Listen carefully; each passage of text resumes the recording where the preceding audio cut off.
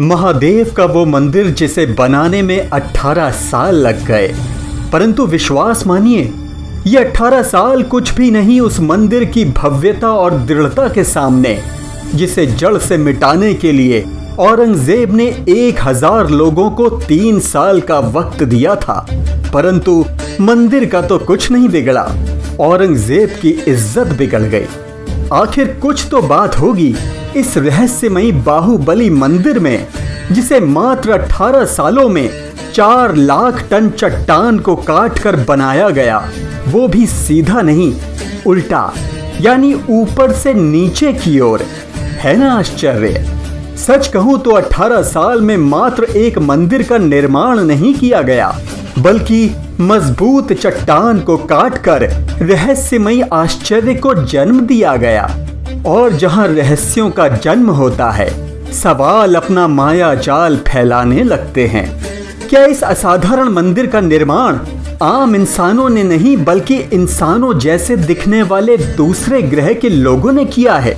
ये है वो सबसे रहस्यमयी सवाल, जिसके जवाब को जानने के लिए हमें चलना होगा औरंगाबाद महाराष्ट्र स्थित एलोरा की 16वें नंबर की गुफा में, जहां ये अद्भुत निर्माण दुनिया को चौंका रहा है, जिसका नाम है कैलाश मंदिर। और इस मंदिर के नाम के पीछे है भगवान भोलेनाथ के निवास कैलाश पर्वत से जुड़ा रहस्य। दरअसल जब इस मंदिर की खोज हुई, तब ये पूरी तरह से सफेद प्लास्टर से ढका हुआ था और ऐसा प्रतीत हो रहा था जैसे कैलाश पर्वत अपनी आभा बिखेर रहा हो, और इसीलिए इस मंदिर का नाम कैलाश मंदिर रख दिया गया।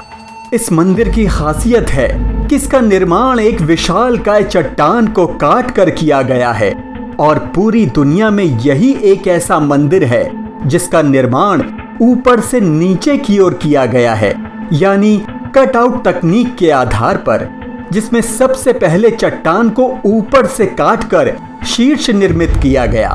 उसके बाद धीरे धीरे नीचे की ओर बढ़ते हुए मंदिर को अद्भुत रूप दिया गया। जबकि दुनिया भर में इस तरह के जो निर्माण मिले हैं, उनमें शुरुआत सामने की ओर से की गई है, जिसे कट इन तकनीक कहते हैं।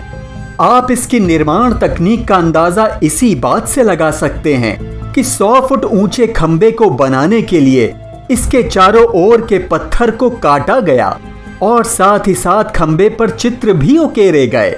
है ना आश्चर्य? इस बात से आप अंदाजा लगा सकते हैं कि मंदिर को बनाने में उसके डिजाइन और उसके माप तौल की किस तरह से एकदम सही योजना तैयार की गई होगी, ताकि एक बार में ही सब कुछ एकदम सटीक बन जाए, क्योंकि उसे ठीक करके दोबारा बनाने की कोई गुंजाइश थी ही नहीं। और यहाँ मात्र मंदिर नहीं बनाना था, बल्कि इसके अलावा पुल, बालकनी, अलग अलग सीढ़ियां, अंडरग्राउंड सुरंगें, ड्रेनेज और यहाँ तक कि वाटर हार्वेस्टिंग सिस्टम भी विकसित करना था। अब आप उनकी तकनीक, दक्षता, उनकी कार्यकुशलता का अंदाजा लगा सकते हैं। वो भी तब जब औजारों के नाम पर उनके पास छेनी हथौड़ी के अलावा कुछ भी नहीं था। यानी ये बात है हजारों साल पहले की। हालांकि मंदिर का निर्माण कब हुआ ये रहस्य ही है, लेकिन जिस चट्टान को काट कर ये मंदिर बनाया गया है, वो लगभग 6000 साल पुरानी है। इतिहासकारों और पुरातत्वविदों का मानना है कि इस मंदिर का निर्माण चट्टान से लगभग 4 लाख टन पत्थरों को हटाकर किया गया है।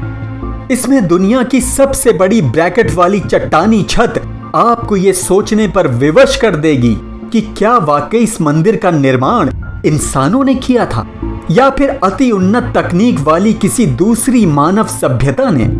और यही है सबसे बड़ा सवाल कि क्या मनुष्य मात्र छेनी हथौड़ी से मजबूत चट्टान को इतनी सटीकता के साथ काटकर इतना अद्भुत मंदिर बना सकता है? और ये सवाल तब उठ खड़ा हुआ जब शोधकर्ताओं तक ने ये मानना शुरू कर दिया कि आज के इस तकनीकी युग में भी इस तरह का उन्नत निर्माण करना असंभव है। दरअसल इन सवालों के पीछे जो तर्क है, वो मनुष्यों द्वारा कैलाश मंदिर के निर्माण को लेकर संशय पैदा करते हैं, क्योंकि 18 साल के अंदर केवल छेनी हथौड़ी से 4 लाख टन पत्थर को काटकर मंदिर निर्माण करना असंभव है। अगर मान लिया जाए कि 7,000 मजदूरों ने हर दिन 12 घंटे लगातार काम किया और लगातार 18 सालों तक वो ऐसा करते रहे, इसका मतलब 22,222 टन हर साल, 60 टन हर दिन, यानी वो हर घंटे 5 टन पत्थरों को काटते जा रहे थे, वो भी छेनी हथौड़ी से। आश्चर्य है।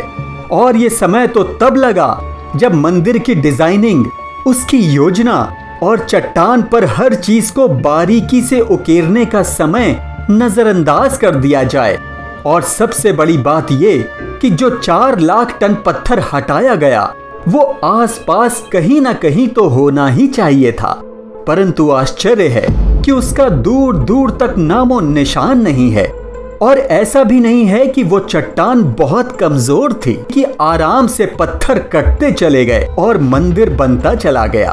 वो पत्थर इतने मजबूत थे कि मंदिर को तोड़ने के लिए औरंगजेब की इज्जत भी कमजोर पड़ गई।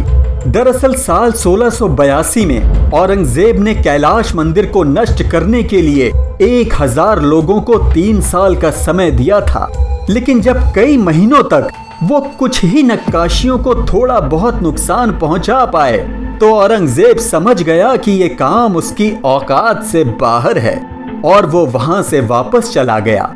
यानी जिस मंदिर को इंसान बर्बाद तक नहीं कर सके, तो क्या आम इंसान उसको आबाद कर सकता है? ये बहुत बड़ा सवाल है। कई शोधकर्ता तो यहाँ तक दावा करते हैं कि इन गुफाओं के नीचे एक बहुत बड़ी भूमिगत सभ्यता फल फूल रही है। उनका ये दावा तब सामने आया जब उन्होंने एलोरा गुफा में बहुत लंबी लंबी सुरंगों और बहुत ही सकरे रास्तों को जानने और समझने की कोशिश की। दरअसल इन लंबी सुरंगों और सकरे रास्तों को बाहर से तो देखा जा सकता है, लेकिन 10 फीट के आगे वो इतने सकरे हो जाते हैं कि उनमें आम इंसान अंदर नहीं जा सकता। इस तरह की कई गुफाओं को अब पर्यटकों के लिए प्रतिबंधित कर दिया गया है। आखिर इस तरह की लंबी सुरंगों और सकरे रास्तों को बनाने का औचित्य ही क्या था कि अगर उनमें जाया ही नहीं जा सकता? कोई तो रहस्य अवश्य रहा होगा। क्या इन रास्तों के अंदर कोई भूमिगत सभ्यता बसती है या बसा करती थी? क्या यहाँ इंसानों जैसा दिखने वाला कोई और भी रहता है जिनका आकार बहुत छोटा है और जिन्होंने इन सब का निर्माण किया? ये रहस्य तब और भी गहरा जाता है जब गुफाओं के फर्श पर कई ऐसे छेद नजर आते हैं जो हवा को दूसरी जगह तक पहुंचाने के लिए बनाए जाते हैं। आखिर इन्हें बनाने का उद्देश्य क्या था? क्या किसी अंडरग्राउंड शहर के लिए इस तरह के वेंटिलेशन होल से बनाए गए थे? ये कोई नहीं जानता। इंसानों जैसे दिखने वाले लेकिन आकार में काफी छोटे दूसरी सभ्यता के लोगों द्वारा मंदिर निर्माण का दावा तब और भी मजबूत हो जाता है जब हमारी नजर मंदिर की दीवारों पर बनी इंसानों जैसे दिखने वाले बहुत ही छोटे आकार के लोगों की नक्काशियों पर पड़ती है। ऐसा ही भगवान शिव और माता पार्वती का एक चित्र है जिनमें नीचे की ओर एक बैल और उससे भी छोटे इंसानों को देखा जा सकता है।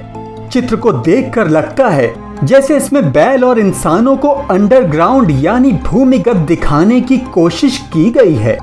और सबसे बड़ी बात ये कि आसमान से देखने पर मंदिर की छत पर 4 शेरों के रूप में एक्स आकार का रहस्यमय चिन्ह नजर आता है।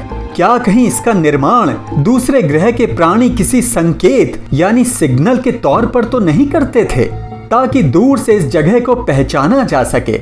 ये मंदिर इतना रहस्यमय है कि पश्चिमी पुरातत्वविद भी हैरान हैं। उनका कहना है कि ये अद्भुत मंदिर 1600 साल पुराने ग्रीक की देवी एथेना के मंदिर पार्थेनन से लगभग 2 गुना बड़ा है और एक उन्नत इंजीनियरिंग की शानदार मिसाल है जिसका निर्माण आज भी संभव नहीं। दोस्तों, भविष्य में पद्मनाभ स्वामी मंदिर के अंदर गरुड़ और नाग के बीच एक ऐसी भयानक घटना घटने वाली है जिसके पश्चात पद्मनाभ स्वामी मंदिर का बंद दरवाजा खुल जाएगा। क्या है वो घटना, इसे जानने के लिए डिस्क्रिप्शन बॉक्स में दिए गए लिंक को जरूर क्लिक करें। और आज का वीडियो अच्छा लगा तो लाइक, शेयर और चैनल को सब्सक्राइब जरूर करें। जय शिव शंकर।